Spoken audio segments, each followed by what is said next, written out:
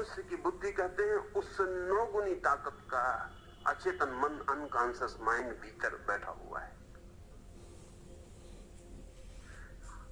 आपको मैंने समझाया कि क्रोध बुरा है, आपकी समझ में आ गया। लेकिन जिस बुद्धि की समझ में आया उसने कभी क्रोध किया ही नहीं। उस बुद्धि के पीछे जो 9 हिस्से परत हैं अचेतन की, अनकॉन्शियस की, क्रोध वहां से आता है। ऐसा समझ लें कि मैं एक मकान में रहता हूं, दरवाजे पे एक पहरेदार खड़ा है। उस बेचारे ने कभी क्रोध किया नहीं, और जब भी दरवाजे पे कोई उपद्रव होता तो घर के भीतर जो मालिक रहता है वो बंदूक लेकर दरवाजे पे आके उपद्रव करता है। और जब भी कोई उपदेशक समझाने आता तो उस पहरेदार को पकड़ के समझाता है कि क्रोध बहुत बुरी चीज है, झगड़ा वगैरह नहीं करना चाहिए। वो कहता है कि मेरी भी समझ में आता है, मैं भी देखता हूं कि जब उपद्रव होता है वो मालिक भीतर से आता है तो भारी खून खराबा हो जाता है। मैं बिल्कुल समझता हूं, मेरी समझ में बिल्कुल आता है।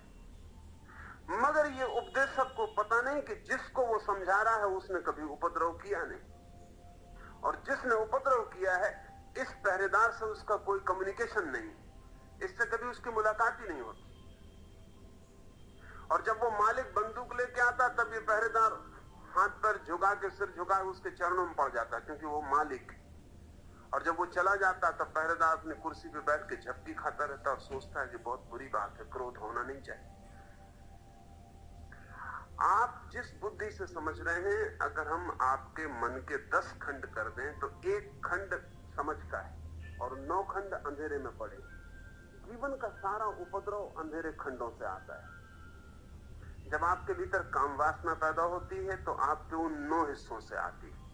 और जब ब्रह्मचर्य की आप किताब पढ़ते हैं तो वो 1 हिस्सा पढ़ता है, पहरेदार। आप ब्रह्मचर्य की किताब पढ़ के रख देते हैं, बिल्कुल जज जाती कि बात बिल्कुल ठीक है, लेकिन उस जजने से कुछ नहीं होता। जब वो भीतर के 9 हिस्से काम वासना से भरते हैं तब इस 1 हिस्से की कोई ताकत नहीं है, वो इसको एक तरफ हटा के बाहर आ जाते।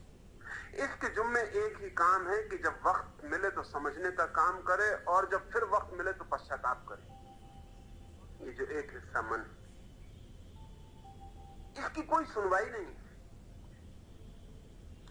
ध्यान रहे कि मन में जितना गहरा हिस्सा होता है उतना ताकतवर होता है।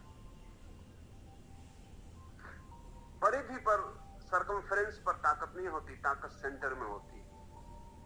जिसको हम बुद्धि कहते हैं वो हमारी सरकमफ्रेंस है, परिधि है, घर के बाहर का परकोटा है। वहां कोई खजाने नहीं रखता। खजाने तो उस तिजोरी में दबे होते हैं जो घर का भीतरी से भीतरी अंतरंग है। तो हमारे जीवन की ऊर्जा तो अंतरंग में छिपी, और बुद्धि हमारे दरवाजे पर खड़ी है। इसी बुद्धि से पढ़ते हैं, इसी बुद्धि से सुनते हैं, इसी बुद्धि से समझते हैं। तो लाओ से जब कहता है समझ में आ जाए तो रूपांतरण हो जाता है, तो वो कह रहा उस सेंटर की समझ में आ जाए, वो जो आपके भीतर अंतरस्थ बैठा हुआ अंतिम मालिक है उसकी समझ में आ जाए तो क्रांति हो जाती। अब हमारी कठिनाई भी स्वाभाविक है, वास्तविक है कि हमें लगता है समझ में आ गया, फिर क्रांति तो होती नहीं, हम वहीं के वहीं खड़े रह जाते हैं। और इस तथाकथित समझ से और एक उपद्रव शुरू होता है। वो उपद्रव ये होता है कि अब हम द्वैत में बढ़ जाते हैं। मन भीतर से कुछ करवाता है, हम कुछ करना चाहते हैं, वो कभी होता नहीं, होता वही है जो भीतर से आता है। और फिर आखिर में पश्चाताप और दीनता और हीनता मन को पकड़ती, और अपनी ही आंखों में आदमी गिरता चला जाता है, और उसे लगता है कि मैं कुछ भी नहीं, किसी कीमत का नहीं। तो ये जो समझ है हमारी, अल्लाह से इसके संबंध में नहीं कह रहा है, ये इंटेलेक्चुअल जो अंडरस्टैंडिंग है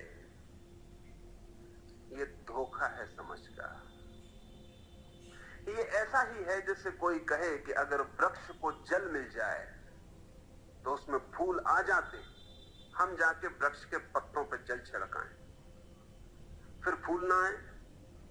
तो हम कहें कि हमने तो जल छिड़का, फूल नहीं आए, जाहिर है कि जिसने कहा था गलत था, और या फिर हमने जो जल छिड़का वो जल न था। स्वभावतः हमारे सामने सवाल उठेगा, फूल तो नहीं आए। लेकिन जिसने कहा था वृक्ष को जल मिल जाए तो फूल आ जाते हैं, उसने कहा था वृक्ष की जड़ों को,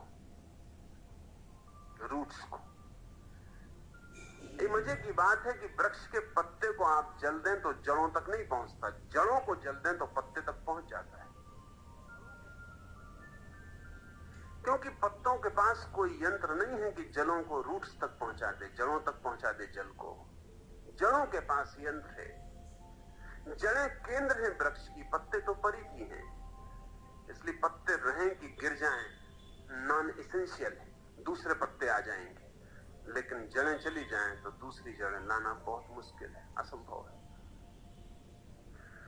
तो दो बात समझ लें। एक तो ये कि जिसको आप समझ कहते हैं वो केवल तार्किक, शाब्दिक, बौद्धिक है, आंतरिक नहीं, आत्मिक नहीं, समग्र नहीं। आपके प्राणों तक वो जाती नहीं और इसलिए रूपांतरण नहीं होता। बात बिल्कुल समझ में आ जाती है और आप वहीं के वहीं खड़े रह जाते हैं, कहीं कोई फर्क नहीं पड़ता। तो अब क्या करें? वो समझ हम कैसे लाएं जो समझ जड़ों तक जाए? हमारी सारी शिक्षा और दीक्षा एक ही समझ की है, ये तथाकथित जो समझ है। गणित सीखते हैं इसी बुद्धि से, भाषा सीखते हैं इसी बुद्धि से। काम चल जाता है। काम इसलिए चल जाता है कि आपके भीतर के केंद्र का कोई विपरीत गणित नहीं है, नहीं तो काम नहीं चलता। आपके इनरमोस्ट सेंटर का अपना अगर कोई मैथमेटिक्स होती तो आपकी स्कूल कॉलेज सब दो कौड़ी हो जाती। लेकिन उसके पास कोई मैथमेटिक्स नहीं है, इसलिए आप स्कूल में गणित सीख लेते हैं, भीतर से कोई विरोध नहीं होता। आप 2 2 4 जोड़ते रहें, भीतर कोई कहने वाला नहीं कि 2 2 5 होते हैं। अगर भीतर का मन कहने को होता कि 2 2 5 होते तो सारी यूनिवर्सिटीज कचरे में पड़ जाती हैं। आप 2 2 4 नहीं जोड़ पाते, जब भी जोड़ने जाते 5 लिखते।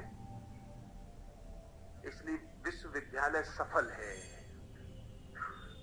काम चलाओ दुनिया के लिए, क्योंकि गणित हमारी ईजाद है, भाषा हमारी ईजाद है। जो भी हम सिखा रहे हैं स्कूल में वो आदमी की ईजाद है। अगर हम आदमी को न सिखाएं तो वो आदमी में होगा ही नहीं। अगर हम एक बच्चे को भाषा न सिखाएं तो वो बच्चा अपने आप भाषा नहीं बोल पाएगा। लेकिन एक बच्चे को क्रोध सिखाने की जरूरत नहीं है, वो अपने आप क्रोध सीख लेगा। अगर हम एक बच्चे को गणित ना सिखाएं तो दुनिया में कोई उपाय नहीं है कि वो गणित सीख ले। लेकिन सेक्स या काम वासना सिखाने के लिए किसी विद्यापीठ की जरूरत नहीं पड़ेगी। उसे जंगल में डाल दो, खड्ड में, वहां भी वो सीख लेगा। सीख लेने का सवाल नहीं, वो भीतर से आएगा। इसका मतलब यह हुआ कि जीवन में जो चीज भी भीतर से आती है उसी के मामले में अड़चन में पड़ते हैं आप। जो भीतर से नहीं आती, बाहर की, उसमें अड़चन में नहीं पड़ते। आप कोई भी भाषा सीख लेते हैं, वो ऊपर का काम है, भीतर का मन उसके विरोध में नहीं, चल जाता है। तो स्कूल, कॉलेज, विश्वविद्यालय आपको जो शिक्षा देते हैं, मन का ऊपरी हिस्सा ट्रेन कर देते हैं। वो कठिनाई तब शुरू होती है जब आप जिंदगी को भीतर से बदलना चाहते हैं, तभी इसी ऊपरी हिस्से का उपयोग करते हैं। बस वहीं अड़चन हो जाती है। सोचते हैं क्रोध न करूं, ये आप उसी हिस्से से सीखते हैं जिससे गणित सीखा था। ये क्रोध का मामला बहुत दूसरा है, गणित का मामला बहुत दूसरा है। गणित आदमी की ईजाद है, क्रोध अगर किसी की ईजाद है तो वो प्रकृति की, आदमी की नहीं।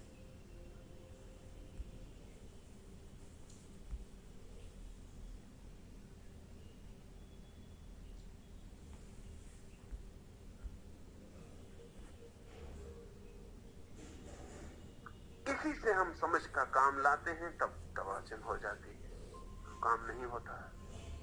अब उस भीतर तक समझ को ले जाना हो तो उसकी प्रक्रिया है। तो प्रक्रिया का अर्थ यह हुआ कि आपको ये समझ भी कैसे मिली है, ये भी एक प्रशिक्षण है। आपको ये आपको एक 20-25 साल के प्रशिक्षण के द्वारा ये संभव हुआ है कि 2 और 2 4 होते हैं।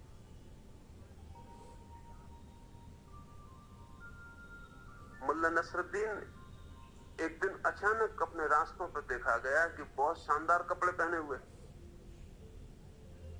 हाथ में हीरे की अंगूठी लगाई हुई। लोग चकित हुए, लोगों ने घेर दिया कि मुल्ला क्या हुआ? उसने कहा कि लॉटरी हाथ लग गई। पर कैसे लगी? मुल्ला ने कहा कि 3 रात तक लगातार सपना देखा जिसमें मुझे 7 का आंकड़ा दिखाई पड़ता था। 3 रात। तो मैंने सोचा 7 दिया 28। मैंने नंबर लगा दिया। पर लोगों ने कहा, अरे मुल्ला क्या कह रहा है, 7 दिया 28, 7 दिया 21 होते। मुल्ला ने कहा होते होंगे, लेकिन लॉटरी 28 पे मिली। इससे कोई लॉटरी मिल गई 28।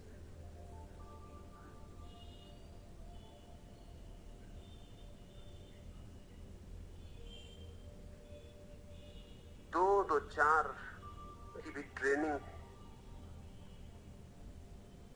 2-4 ऐसी कोई बात नहीं है कि आपके भीतर से आ गई है, इसकी ट्रेनिंग है, सीखना पड़ता है,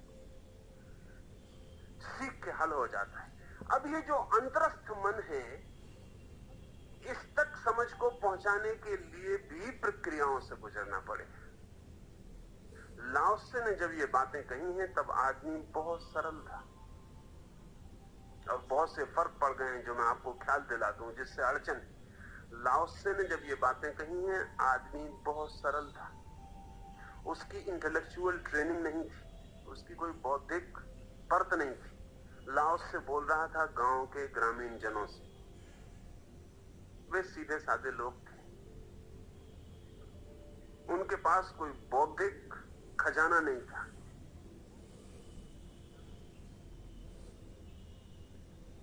प्रकृति के सीधे करीब थे,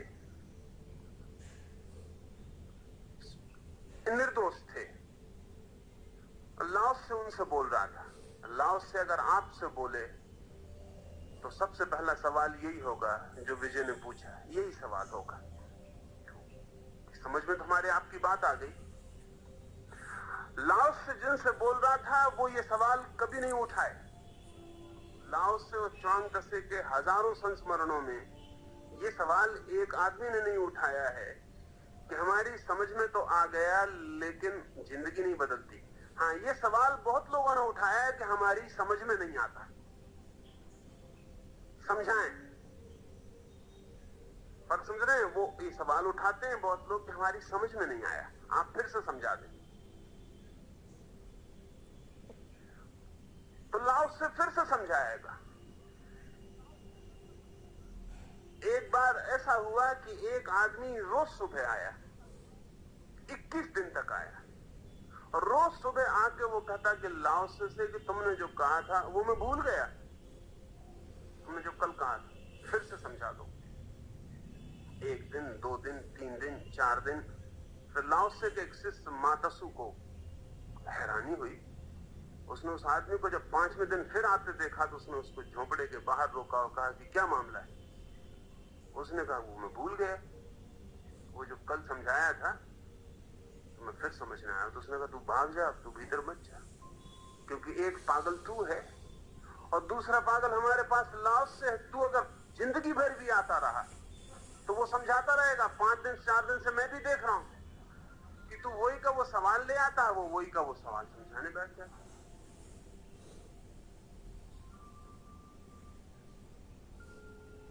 जब ये बात ही चल रही थी मात्सु के साथ, तभी लाओ त्से बाहर आ गया। उसने कहा आ गया भाई, अंदर आ जा, भूल गया? वो 21 दिन रोज आ रहा है, 22वें दिन नहीं आया तो कहानी कहती कि लाओ त्से उसके घर पहुंच गया।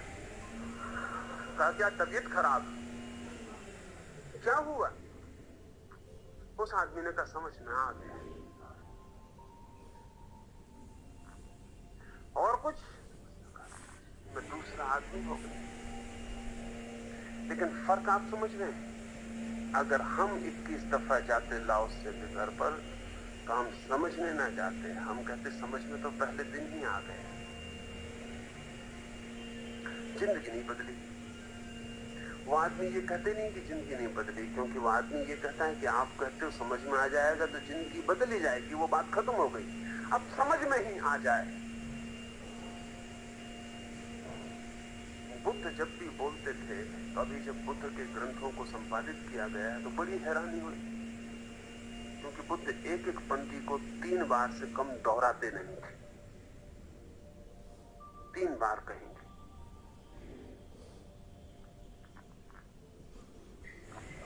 3 बार छापो तो नाहक 3 गुनी किताब हो जाती और पढ़ने वाले को भी कठिनाई होती।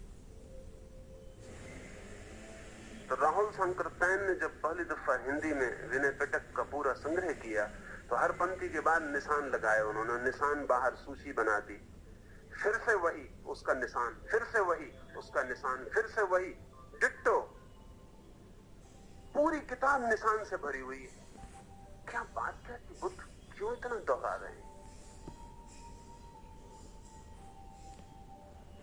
अगर समझाना हो तो तर्क देना पड़ता है, और अगर भीतर तक पहुंचाना हो तो उस पुराने जमाने में लोग इतने सरल थे कि उसे केवल बार बार दोहराने से वो मंत्र बन जाता, वो सजेस्टिबल हो जाता और भीतर प्रवेश कर जाता।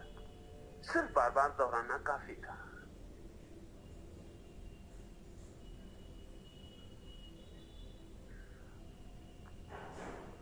जितनी बार दोहराया जाए उतना भीतर प्रवेश करने लगता है।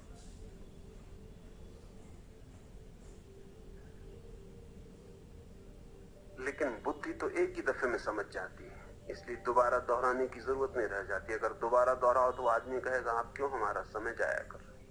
समझ गए, अब दूसरी बात करिए।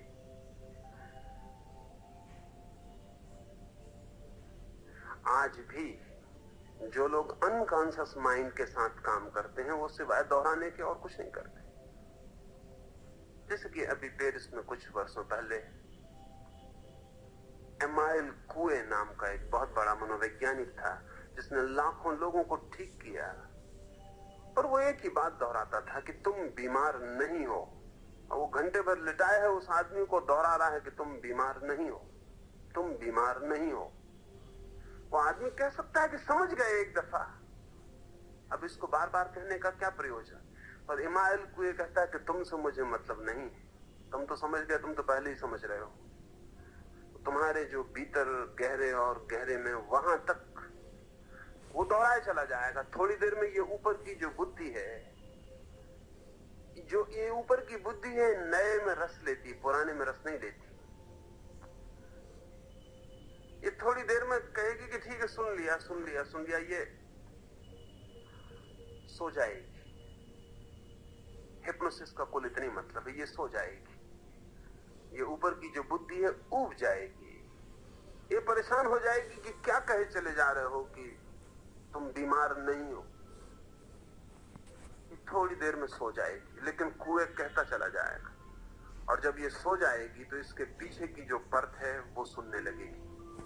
थोड़ी देर में वो भी ऊब जाएगी, वो भी सो जाएगी, तो उसके पीछे की जो परत है वो सुनने लगेगी। और ये कुएं दोहराया चला जाए, ये तब तक दोहराया चला जाएगा जब तक आपके भीतरी केंद्र तक ये खबर न पहुंचा दे कि तुम बीमार नहीं हो।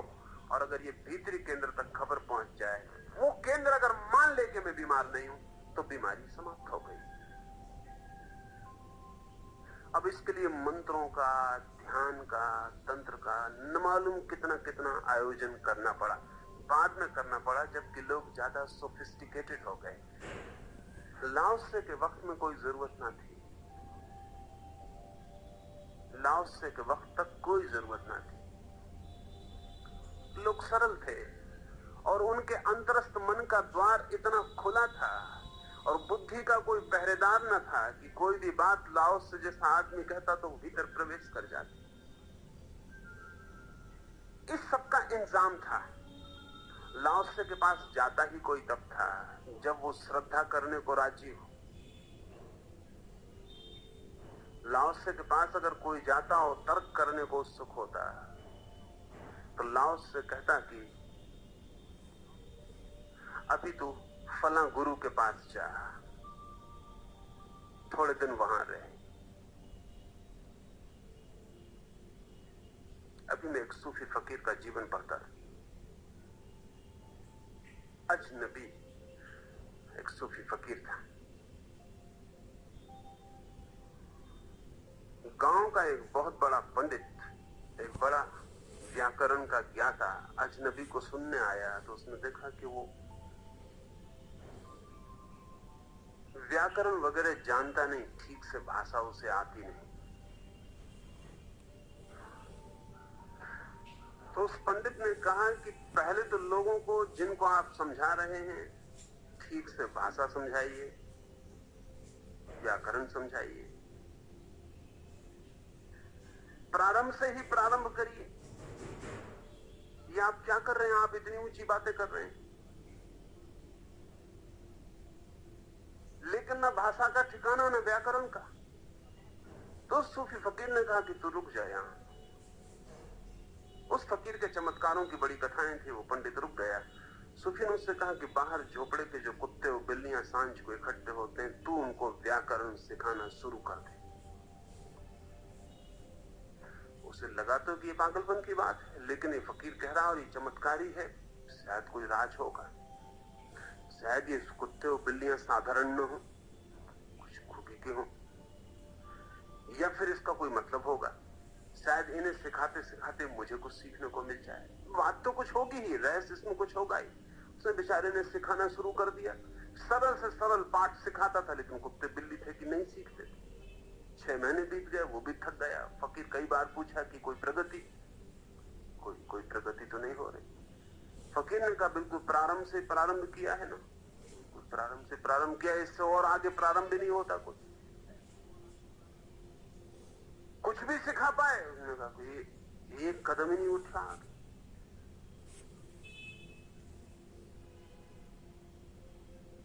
उस फकीर ने कहा क्या कठिनाई क्या है? उस पंडित ने कहा वो भाषा ही नहीं जानते, बोलने ही नहीं जानते। बोलना जानते हो तो मैं व्याकरण भी सिखा दूं। वो फकीर कहने लगा कि मैं जिस दुनिया की बातें कर रहा हूं,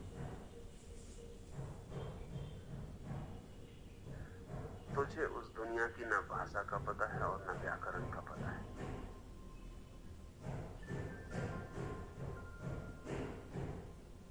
तुझे उसका पता हो तो मैं भी शुरू कर सकता हूं, तेरे साथ भी शुरू कर सकता हूं। पुराने युगों में ये नियमित व्यवस्था थी कि गुरु अगर देखता कि कोई तर्क करने आ गया तो उसे उस जगह भेज देता जहां तर्क ही चलता था, ताकि वो तर्क से थक जाए, परेशान हो जाए, इतना ऊब जाए कि एक दिन आके वो कहे कि तर्क बहुत कर लिया, कुछ मिला नहीं, अब कोई ऐसी बात कहें जिससे कुछ हो जाए। तब लाओस से जैसे आदमी बोलते हैं। एक सूफी फकीर के बाबत उसके 2 फकीर सामने रहते हैं। एक फकीर का शिष्य है, वो अपने गुरु को आके कहता है कि सामने वाला जो सूफी है ये आपके बाबत बहुत गलत सलत बातें प्रचारित करता है, ये कुछ गंदी गंदी बातें भी आपके संबंध में करता है, अफवाहें उड़ाता है। आप इसे ठीक क्यों नहीं कर देते, कुछ बोलते क्यों नहीं? तो उस फकीर ने कहा तू ऐसा कर, तू उसी से जाके पूछ कि राज क्या है, पर ऐसे जल्दी मत पूछना, क्योंकि कीमती बातें अजनबियों को नहीं बताई जाती। और राहगीर चलते आके कुछ पूछ लें तो उनको उत्तर जो दिए जाते हैं वो रास्ते की ही कीमत के होते हैं। तो उसने कहा मैं क्या करूं? कहा कि साल भर उसकी सेवा कर, निकट पहुंच, और जब आंतरिकता बन जाए तब किसी दिन क्षण का ख्याल रख के, समय का बोध रख के, अवसर खोज के उससे पूछना। तो साल भर उसने सेवा की, बहुत निकटस्थ हो गया, आत्मीय हो गया। एक दिन पैर दाब रहा था रात, तब उसने अपने गुरु को पूछा क्या आप गालियां देते हैं, सामने वाले गुरु के खिलाफ सब कुछ कहते हैं, इसका राज क्या है? तो उसने कहा तू पूछता है, किसी को बताना मत, मैं उसका शिष्य हूं और राज बताने की मनाही, तू जाके उसी से पूछ ले। पर ये बातें अजनबियों को नहीं बताई जाती, राह चलतों को नहीं बताई जाती। जरा निकट हो जाना। उसने कहा अच्छी मुसीबत में पड़े, हम तुम्हें दुश्मन समझ के साल भर मेहनत किए, तुम शिष्य निकले, उसके ही शिष्य हो, वहीं वापस जाना पड़ेगा। स्नान कराते वक्त कोई नहीं था, गुरु को स्नान करा रहा था। पूछा कि आज मुझे बता दे ये राज क्या है। तो उसके गुरु ने कहा कि वो मेरा ही शिष्य है और उसे वहां इसलिए रख छोड़ा है कि वो मेरे संबंध में गलत बातें उड़ाता रहे। जिनको उन गलत बातों पर भरोसा आ जाए वो ताकि मेरे पास ना आ सके, वो गलत लोग हैं, उनके साथ मेरा समय नष्ट ना हो। मेरा समय कीमती है, मैं उन्हीं पर खर्च करना चाहता हूं जो सत्य की तलाश में आए, और जो अफवाहों से लौट सकते हैं उनकी कोई तलाश नहीं। वो आदमी अपना है और उसने इतनी सेवा की है मेरी इन 20 वर्षों में जिसका हिसाब नहीं। सैकड़ों फिजूल के लोगों से उसने मुझे बचाया है।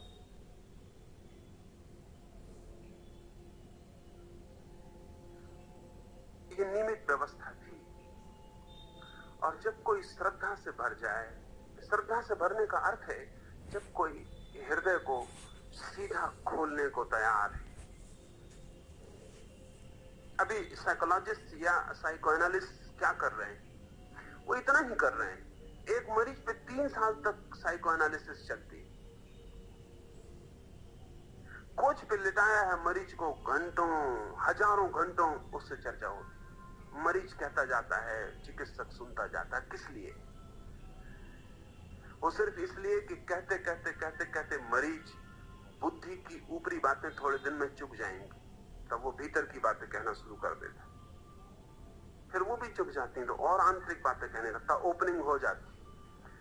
वर्ष भर निरंतर चिकित्सक के पास कहते कहते कहते कहते वो आंतरिक चीजों को बाहर निकालने लगता है। और जब चिकित्सक देखता है कि अब वो चीजें बाहर निकलने लगी जो बहुत गहरी हैं, तब वक्त आया, ये आदमी सजेस्टिबल हुआ, इसको अब कोई सुझाव डाला जा सकता है। अब इसके भीतर का दरवाजा खुल गया, अब इसके भीतर कोई बीज डाल दिया जाए तो वृक्ष बन जाएगा। समझ का अर्थ है आपके भीतरी तल तक पहुंच जाए कोई बात, लेकिन तर्क कभी ना पहुंचने देगा।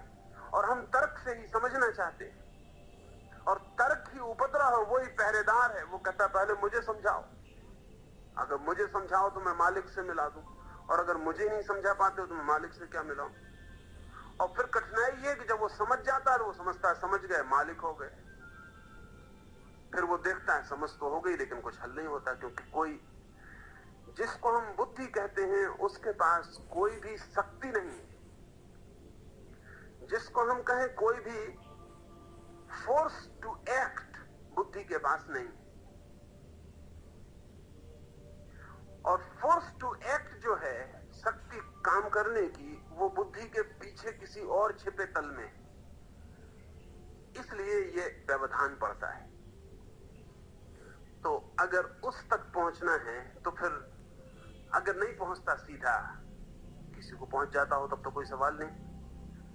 अगर नहीं पहुंचता सीधा तो पहले इस बुद्धि के पहरे को तोड़ने के लिए उपाय करने पड़ते हैं, कुछ ध्यान करना पड़े, इस बुद्धि के पहरे को तोड़ना पड़े।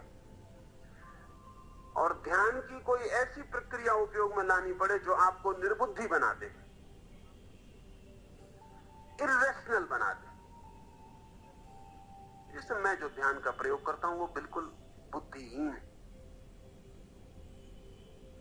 बुद्धिमान उसको देख के भाग जाएगा, वो कहेगा ये क्या हो रहा है, लोग नाच रहे, चिल्ला रहे, कूद रहे, पागल।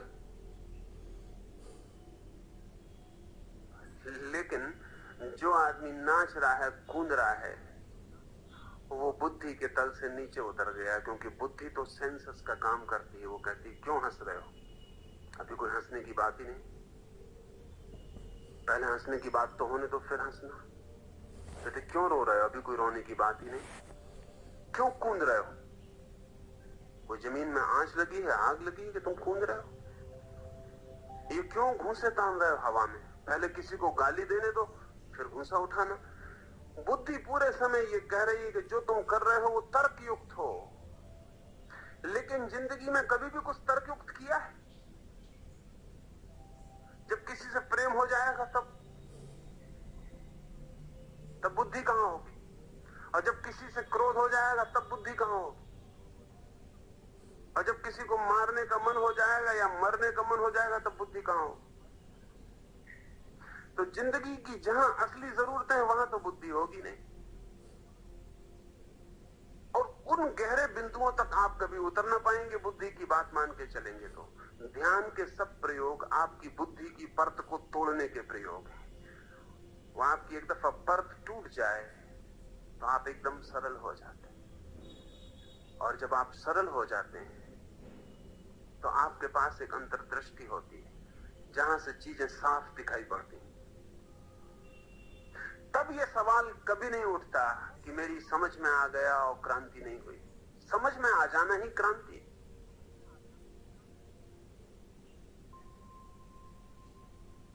To know is to be transformed.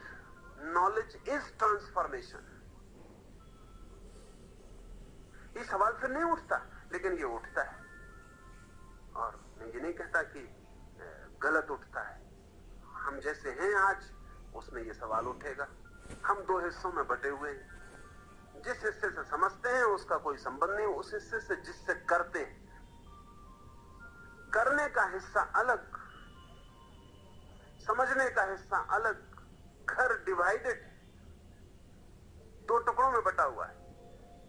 जिसके हाथ में ताकत है करने की, वो समझने नहीं आता। जिसके हाथ में करने की कोई ताकत नहीं है, वो समझने आता है। इन दोनों के बीच कभी कोई मेल नहीं होता। अब इसमें क्या किया जाए?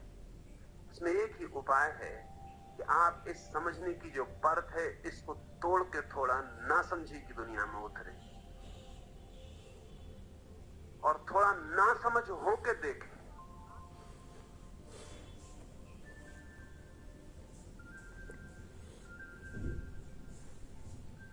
तो आपके इन दोनों विभाजनों के बीच की दीवार धीरे धीरे गिरे और आप दोनों में आना जाना आपका शुरू हो जाए। और तब आप इंटीग्रेटेड होंगे, इकट्ठे होंगे, एक होंगे।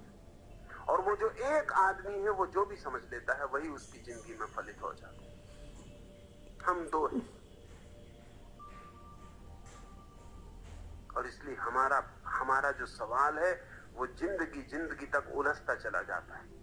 और हर जिंदगी के बाद ज्यादा उलझ जाएगा, क्योंकि विभाजन बढ़ता ही चला जाता है।